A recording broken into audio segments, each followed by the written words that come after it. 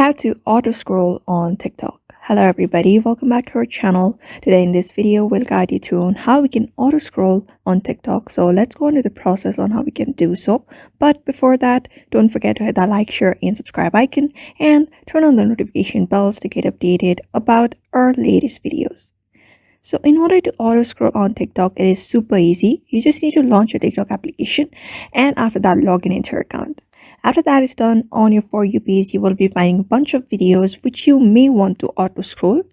You may not want to use your hand. So in order to do that, just long press on the video and this will appear on your screen where you'll be finding the option called auto scroll. When you swipe a bit at the right side of your screen, just tap on auto scroll and the next post will be shown automatically. Just wait for the previous video to be completely loaded, after that completely played, and it will auto scroll automatically.